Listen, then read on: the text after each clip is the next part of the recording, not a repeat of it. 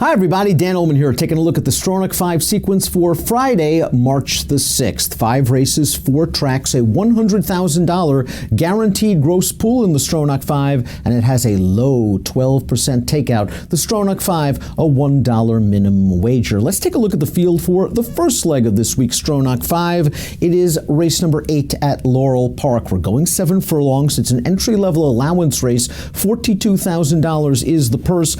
I think the 1 Benintendi, the 8 Mungo Jerry, they're the 2 right horses. And when I say the right horses, I would urge you to use the DRF Bets ticket maker application on DRF.com and in Formulator at DRF.com. It's the most efficient way to play these multiple race wagers like the Stronach 5, where you can group them via the Steve Christ methods, A's, B's, and C's. As always in these Stronach 5 videos, I'm going to give you early opinions, pre-scratches, program changes, track conditions, etc. For me, Benintendi and Mungo Jerry, the 1 and the 8, they look like the right horses that I would consider using as A's in the opening leg.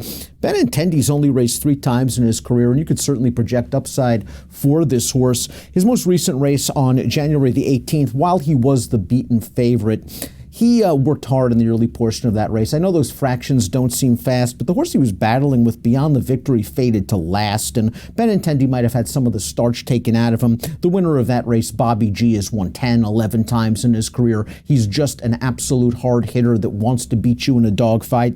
Benintendi breaking from the inside post with a couple of bullet workouts on display should show speed. If Mungo Jerry wants to try to take it away from him, he has the versatility to get to the outside. As for Mungo Jerry, the last line looks disappointing. He was beaten at 1-2 at Tampa Bay Downs, but he earned an 89 Beyer speed figure, and I just think the race shape worked against him in that race.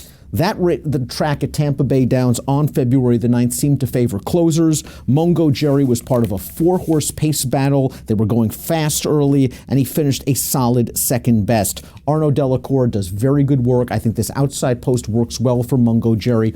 I don't think he's too far behind Benintendi, and I think he's a horse you should consider using with equal weight as Benintendi in the Stronach 5. If you need to use a backup, I'm not sure I'm going to, but if you think Benintendi and Mungo Jerry are going to hook up in a protracted pace battle, perhaps Popazar, the 3, is the right closer to take. This is a horse that's been facing the stakes class Arch Cat in his last few races, and Richard Vega ships in with a purpose. He's won with 10 of his last 30 starters at Laurel. Popazar comes down from Parks. He has won at Laurel in the past. But for me, I would key on the 1 and the 8, and I think the 3 Popazar might be a backup. We'll stay at Laurel for the final race on their Friday card. It is the 9th race at his leg B of this Stronach 5 wager. It's a 5.5 furlong, $5,000 claimer, and it looks like a spread race for me. Prank Call's 3-1 on the morning line, and Prank Call's coming off a useful win last time out at 15-1 against similar horses. He got a really nice trip tracking a lone pace setter.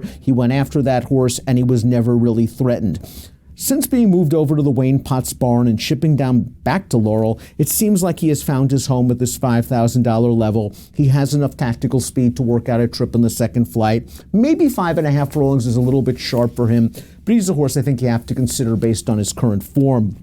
The 4 is Castle Ridge, and the last time Castle Ridge raced for $5,000, she was just the easiest of winners at odds on. They stepped her up to 8 last time out, and she was taken in hand on a tight spot down towards the inside. She failed to threaten late after that ground-saving trip. She's now down back to the $5,000 level, and she figures to get forwardly placed. I think the drop in class is going to work for her, and Fender Baby is the speed nearest the inside. You really can't underestimate that. She loves the 5.5 furlong distance. Her last race was her first start off the Wayne Potts claim, first start off a short layoff, and she just had one of those trips where she was off slow, rushed hard to make the early lead, and she ultimately tired. She gets weighed off with an apprentice rider named, and maybe she just takes this field all the way. I had trouble splitting the 3. I'm going to use them all, the 1, the 4, and the 9, in race number 9 at Laurel, the second leg of this week's Stronach 5.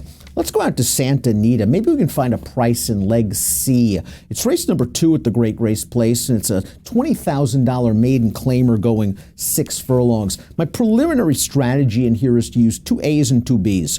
My two A's are the number 5, Little Sydney, the number 8, Royal Ranger. Little Sydney is 4-1 on the morning line. He has never raced on the dirt. He has enough dirt pedigree, in my opinion. He is a 1/2 to 2 dirt winners. The Dam is a 1/2 to Ultra Blend, who was a Grade 1 stakes winner on synthetic, but was also a multiple stakes winner on dirt. Lots of things going on for Little Sydney. Not only is he going to be racing on dirt for the first time, he is cutting back from a route to a sprint. He returns off a long layoff as a first-time gelding, and he is getting blinkers off. He's faced better horses in his career, and I think he's found a good spot. The 8 Royal Ranger is 15-1 on the morning line, and I think this horse might be able to sneak away to an easy early lead. Last time out, he pressed a 45-1 shot on the outside. He made the front in the stretch, and he just got a little bit tired late.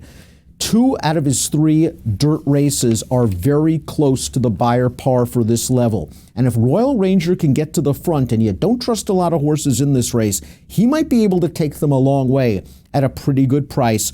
Bullet workout at San Luis Rey leading up to this race. He's 15-1 on the line. My two backups in here are the number 7 and the number 9. I have to admit, I don't really like the 7 King Parker that much, but he's the horse to beat based on his most recent race, a 61 Beyer effort facing a runaway favorite.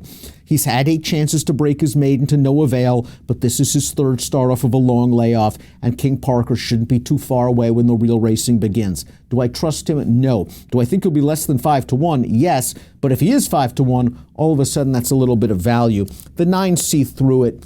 He's a first-time starter going out for trainer Art Sherman that's been working at Los Alamitos. There isn't a ton of pedigree here, but the sire Curlin to Mischief from limited opportunities has been very precocious. He's had a lot of first-out winners. Maybe see through it's going to show a little bit of speed. And if he does, and is able to sit off Royal Ranger, and you don't believe in Royal Ranger, a horse that's lost ground from the stretch call to the wire in all 3 lifetime starts, maybe see through it at a big price and sort of spice up this Stronach 5 wager. So the 5 and the 8 right now are A's, the 7 and the 9 are backups. Let's move up to Northern California, race number 3 at Golden Gate Fields. We're going 5.5 furlongs on the Tapeta, $16,000 claimer. I want to focus my play mostly on 2 horses in here. The 5, My Friend Tony, the 6, Cartoonist.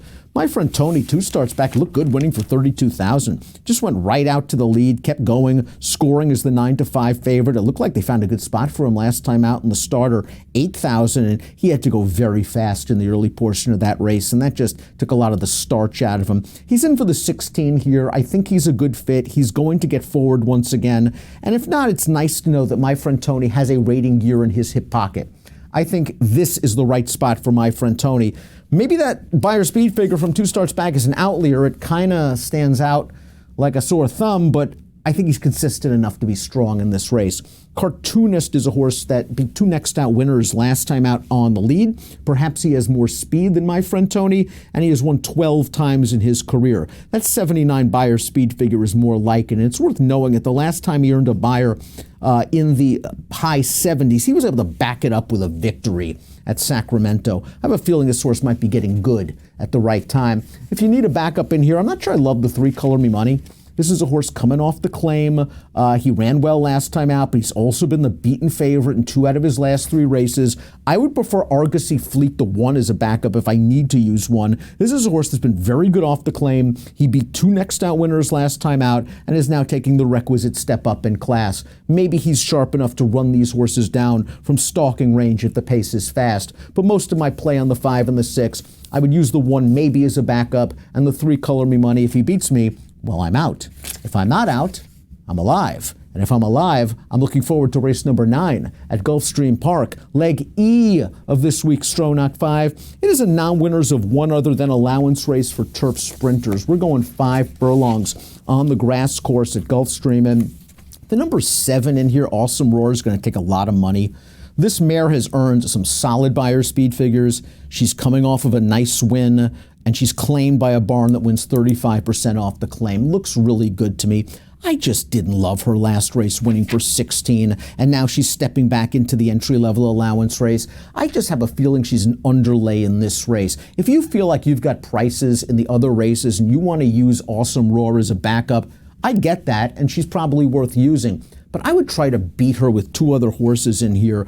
especially the 4, Miss Oramet, who will start the analysis off with. Miss Oramet's got a ton of upside potential. This will only be her 3rd start as a 4-year-old, and she just drubbed Florida Breds last time out on the lead. She went right to the front. Maybe the pace wasn't especially fast, but she was just ridden out through the lane. I think she just continues to get good for trainer Eddie Plisa, and I know she's going to get forwardly placed in this race. And if you want a closer, I think Bentley's Dream and Chris Landeros are due. Well, Chris Landeros 0 for 96 at Gulfstream as of this taping. Bentley's Dream ran 2nd last time out in a good race at Churchill Downs. The 3rd place horse out of that race came back to run 3rd at Aqueduct in a 1X with a strong 87 Beyer speed figure, and then ran 2nd in the Pago Hop Stakes on the turf at the Fairgrounds with an 88. Bentley's Dreams face good competition. She's still learning the game. She has to deal with a layoff, but it's worth noting that her best Beyer speed figure to date came off of a layoff last summer at Arlington. She is going to be running late. She is going to be a good price, and I would use her along with Miss Oramet as A's. And Awesome Roar, I'm maybe considering leaving off the ticket, which might be folly. If not, I will use her as a backup.